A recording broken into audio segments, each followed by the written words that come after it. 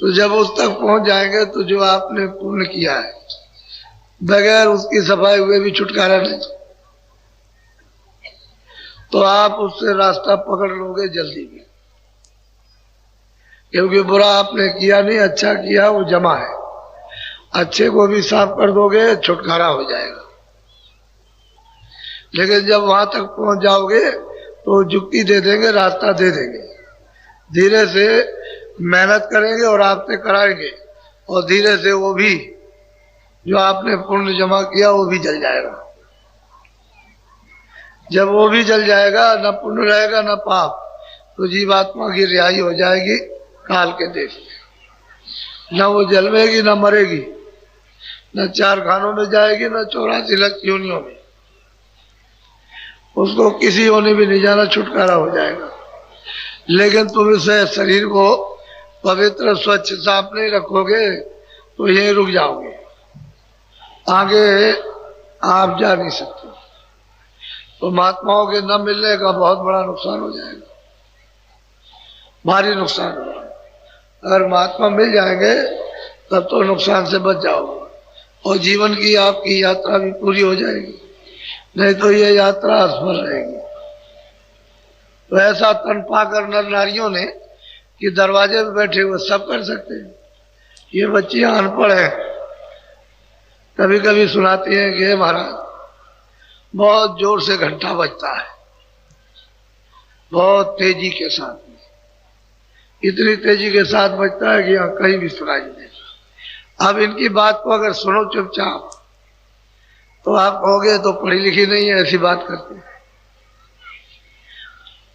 उधर पढ़ने लिखने की तो कोई जरूरत है नहीं, वो तो परा विद्या है। जो उस विद्या को पढ़ लेगा वो सर्वोपरि, सबके ऊपर हो जाएगा। ऐसी विद्या है वो आध्यात्मिक विद्या। तो जब लोग सुनते हैं ऐसी कभी कभी कानों में भनक पड़ती है कि ये क्या कह रही है बाबा जी से, फिर और कुछ बताती है कि बाबा जी ऐसा ऐसा लोकता है। लोकता मतलब दिखाई देता है ऐसा, तो जो सामने देखेगी वही बताएगी, ऐसे अलग टप्पू कुछ नहीं, जो देखते उसको इशारा करती है ऐसा, तो उसको समझा दिया जाता है कि तुम ऐसा आप करना। तो कहने का मतलब यह है कि आप ये समझते होगे कि पढ़ा लिखा ही करेगा, अनपढ़ आपसे ज्यादा जल्दी ज्यादा, क्योंकि उनका मन ज्यादा फैला फैला नहीं रहता। आपका मन तो बहुत फैला है, ऐसे फैल गया, लेट गया, अब वो जगह ही नहीं जगता। इंद्रियों पर घुटना टेक लिया और उसने अपना सिर रख दिया, अब उसको छोड़ता नहीं है। और ये सीधे साधे हैं, इनका जल्दी से छूट जाता है, इससे पिंड। ऐसा कभी मत समझो, और कोई कभी मत समझो कि मैं पढ़ा लिखा नहीं हूं तो मुझे नहीं मिलेगा। सबसे पहले उसको देर नहीं लगती है, ये बात है। तो मनुष्य जीवन सबको समान रूप से दिया गया कि सब लोग इसका फायदा उठा लो। और सही बात यह है, सबको उसने अधिकार दिया कि तुम जब चाहो, सुबह चाहो, शाम को जाओ, दोपहर में चाहो, और कलयुग में कोई रोक टोक नहीं, कोई जबरदस्ती नहीं कर सकता। जो चाहे सो भजन कर ले, और जो चाहे सो जीवात्मा को जगा ले, जो चाहे सो दर्शन करे। महात्माओं ने आकर के इस पृथ्वी पर बहुत काम किया, बहुत जीवों को जगाया, बहुत जगा कर और इनको वापस घर में पहुंचाया। छोटा मोटा काम नहीं किया, लेकिन आप फिर भी, ये तो जीव है, 84 से आएंगे, 4 खाने 84 लट्ठियों, अंडज पिंडज अस्थावर, जो अंडे से पैदा होते हैं अंडज, जो जोड़ से जेर से पैदा होते हैं पिंडज, और बरसात आती है तो पृथ्वी से एकदम निकल भगते हैं, उसको कहते हैं उखमच। और वृक्ष आदि जो खड़े हुए पृथ्वी पर, इसको अस्थावर कहते हैं। ये तो 4 सेंटर जेल खाने हैं, और बाकी अपने छोटे छोटे बहुत हैं। 84 लक्ष्य ऐसे मतलब जेल खाने हैं। तो उसमें अब जीव उधर से घूम के आता है, काट कूट करके वहां से लौट करके आएगा कितने युगों के बाद। तो सबसे अंत में उसको, जब उसको मनुष्य शरीर में आना होगा तो गाय और बैल की योनि मिलेगी। गऊ और बैल की योनि में गऊएं तो स्त्री यानी तन पा जाएगी और बैल जो है पुरुष तन पा जाएंगे। ये अंतिम 84 की अंतिम योनि है मनुष्य शरीर में आने की। ये जितने भी बैल और गऊ है सबको मनुष्य शरीर मिल जाएगा। लेकिन आपको ये बताया कि इनको छेड़ना छाड़ना नहीं, चारा पानी देना, इनसे जो खेती का काम लेते हो अपना लो, और वो गऊएं हैं उनसे दूध अपना लो, बछड़े पैदा करो, बस चारा पानी देते रहो और इनको अपनी मौत मर जाने दो।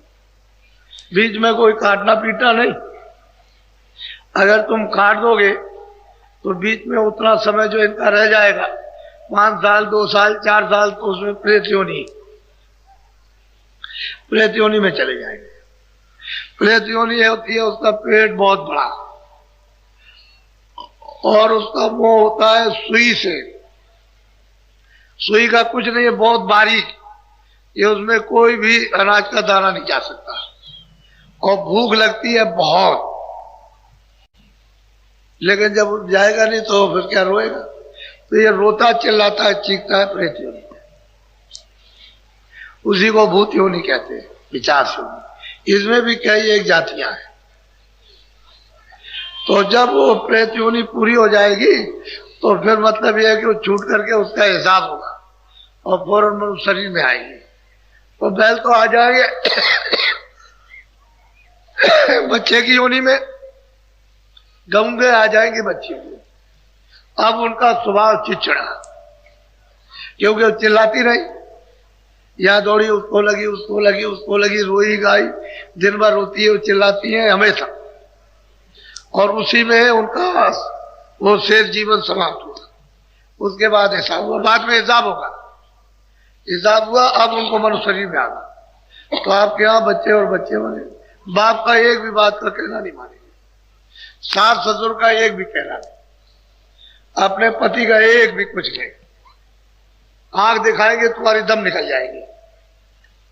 आप समझ लो, इतना चिड़चिड़ा स्वभाव उनको। इससे क्या मतलब? इसलिए महात्माओं ने कहा था कि गऊ और बैल को चारा पानी देना आप भी मौत से मर जाए, लेकिन आपने ये नहीं होने दिया। अब वो तंग नहीं करेंगे आपको, लड़कियां आपको तंग करती है, लड़के आपको तंग करते हैं, पत्नी आपको तंग करती है, पति आपको तंग करती है। ये तो भारत का आध्यात्मिक विज्ञान है, लोभ थोड़ी हो जाएगा।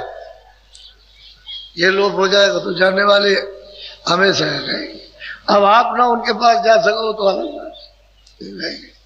इसलिए आपको ये बताया गया था, तो आपने कुछ भी पालन नहीं किया। कहते हम रामायण जानते हैं, हम गीता जानते हैं, हम कुरान जानते हैं, कुछ नहीं। कोई किसी को नहीं जानता है, बस जायका है, इंद्रियों के स्वाद है, बस कुछ नहीं। कोई कुछ जानता नहीं है, बस इसमें फंसे हुए हो। और दिल बहलाने का मजहब धर्म है। अरे भाई, मजहब दिल बहलाने का, मजहब के लिए तो लोगों ने उसे रूहानियत, उसे खुदाई खजाने को, यानी मतलब कितनी उन्होंने रियाज की, मेहनत की, कितनी तकलीफ उठाई, तब जाकर के वो प्राप्त हुआ। और आप उसको ऐसे समझते। तो चीज यह है कि मनुष्य शरीर ये हाईएस्ट स्टेज है। ये अंतिम दरवाजे पर जीवात्मा को बैठा दिया और कह दिया देखो भाई, मिलो महात्माओं से, रास्ता वो बताएंगे, किताबें रास्ता नहीं बताएंगे, ईश्वर नहीं बताएगा, क्योंकि वो तो बताने के लिए आएगा नहीं। किताबों में समझ नहीं पाओगे, महात्मा के पास जाओ। वो तो कहते हैं जो मुझसे मिला, जो मेरे पास आता जाता उससे मिलो, वो तुमको मेरे पास पहुंचा देगा, सीधा काम। तो आप उस महात्मा से मिलना चाहिए जो उसके पास आता है, जो जिसके पास आता जाता उससे मिला दे। आप उससे नहीं मिलोगे तो नहीं मिल सकते। जिसने खुदा को देखा, खुदा के पास आता जाता, वो खुदा से मिला देगा रूहों को, जीवात्माओं को भगवान से मिला देगा। नहीं आता जाता तो क्या मिलाएगा? तो अब ये 4 खाने, ये इसके अतिरिक्त नर्क। अब वो नर्क तो कई किस्म के हैं, कहीं जलाए जाते हैं, कहीं काटे जाते हैं, कहीं सड़ाए जाते हैं, आंख फोड़ी जाती है, कान छेद किए जाते हैं।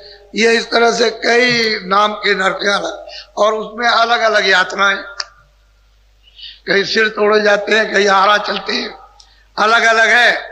आरे चलते हैं दिन और रात, और चीखते और चिल्लाते हो, और वो जमदूत फरिश्ते कुछ भी उनको रहम और दया नाम निशान की नहीं, वो काटते रहते हैं, लेते रहते। कभी ऐसे काटेंगे, फिर लेतेंगे, फिर वो जलाएंगे, फिर उसको उसमें डाल देंगे, तो उसमें मतलब है कि कुंभी नर्क में, तो उसमें सड़ाएंगे। अब उसमें इतनी बदबू है, इतनी बदबू है किसी चीज में, सारे संसार का मैला इकट्ठा करके रख दो, उसमें कोई बदबू नहीं, इतनी बदबू है। उसमें डाले, और जब तुम उससे सिर ऊपर निकालोगे तो 10 जूतियां, इतनी कटीली जूतियां कि तुम ऊपर निकाल ही नहीं सकते हो, डूबे रहो उसी में। तो कई किस्म के नर्क है। महात्माओं ने देखा तो आपको बताया, अरे भाई वहां तो ये दुर्गत होगी, और तुम यहाँ 4 दिन की चांदनी फिर अंधेरी रात। तो महात्माओं से मिलना चाहिए। अब प्रश्न इस बात का है कि जब जीवात्माएं जाग जाती हैं महापुरुषों के चरणों में रहकर, जाग गई, और यहां से यानी उन्होंने सब कुछ प्राप्त कर लिया, ईश्वर को भी देख लिया, ब्रह्म को भी देख लिया, पार ब्रह्म को भी देख लिया, और अपने घर में सत्य देश में उस प्रभु के पास भी पहुंच गए। तो अब वो उनको प्रश्न करना तो उन्हीं को आएगा, हमारी तरफ से, हमारे हित के लिए, हमारे फायदे के लिए। ऐसी रूह, ऐसी जीवात्माएं तो प्रश्न महापुरुषों से कर सकती है कि इसमें जीवों का हित कैसे होगा। लेकिन जो अंधा बहरा है वो क्या प्रश्न करेगा, उसे तो प्रश्न करने का पता ही नहीं कि मैं किस संबंध में प्रश्न करूंगा। तो मैं आपको एक अच्छी सी, एक है उत्तर और प्रश्न, महापुरुषों का उत्तर और सुरत का प्रश्न, ये दोनों हो रहा, यानी शिष्य का गुरु का। ये शिष्य प्रश्न और गुरु महाराज उसका उत्तर दे रहे हैं। तो आप इस संवाद को थोड़ा सा एक संकेत में इसको ध्यान से सुन लीजिए, क्योंकि ये चीजें आपको कभी मिलेंगी तो नहीं सुनिए। तो कोई हम इसलिए सुना रहे, वैसे भी सुना दे हमको। वैसे किसी गुरु महाराज की ऐसी कृपा है कि हमको कोई मतलब है, वो तो जो किताबों में हम उससे अलग तो कुछ लाएंगे नहीं, और उधर कुछ अलग नहीं है। महापुरुषों ने कोई कमी तो रखी नहीं है, लेकिन तुम में कमी है। तुम कहिए न समझ बैठो कि बाबा जी न मालूम कहां से बना करके ये कह रहे हैं, ये इधर उधर से मतलब ये कि ऐसे ही ढोंगबाजी।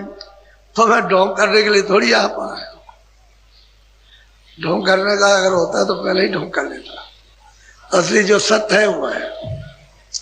तो सूरत पूछती है स्वामी से, यानी जो दोनों आंखों के बीचों बीच में बैठी है, तो वो सेवक पूछता है स्वामी से, ये स्वामी हमारे प्रश्न का उत्तर दीजिए। अब सूरत पूछे स्वामी से, वेद कहो तुम अपना। कहते हैं कि मैंने बहुत कुछ सुना कि ये घर अपना नहीं है, ये परदेश है, और यहाँ बड़ा दुख है, बड़ी तकलीफ है, और बहुत तरह से आप जगा रहे हो, चिता रहे हो। तो हमारा एक प्रश्न है स्वामी कि आप अपना तो भेद बता दीजिए कि आप कौन है, आप क्या चाहते हैं, कौन है, कहां से आए, कुछ अपना बताइए। अब ये जानकार जो सूरत है, जो मनुष्य रूपी मंदिर में जाग गई और पूरे पद को प्राप्त कर लिया, वो सूरत अपने स्वामी से आपके हित के लिए प्रश्न करती है। बोलो। वास तुम्हारा कौन लोक में, यहाँ आए तुम कौन। तब वो सूरत कहती है कि मृतलोक में जो आप उपदेश कर रहे हो, तो मेरे प्रश्न का तो ये उत्तर है कि आपका वास किस लोक में, और कौन सी आप मौज लेकर के आए हो, आप चाहते क्या हो। पहले अपना पता बता दीजिए कि कहाँ रहते हैं, और हमसे क्या चाहते हैं? बोलो। देश तुम्हारा कितनी दूर, खोजे सूरत न पावे। और सूरत कहती है मनुष्य रूपी मंदिर में बैठकर अपने स्वामी से कि हे स्वामी, ये बताइए कि देश से, यहाँ मृतलोक से आपका देश कितनी दूर है, आप कहाँ रहते? क्योंकि हमने तो यहाँ सब जगह ढूंढा, यहाँ मृतलोक में भी हमने सब जगह देख लिया कि आपका कहीं पता नहीं लगा। सब जगह ढूंढा, तीर्थ भी किए, व्रत भी किए, जब भी किए, तब भी किए, यज्ञ भी किए, ये किया, वो, ये सब कुछ किया, लेकिन यहाँ कहीं भी आपका पता नहीं लगा।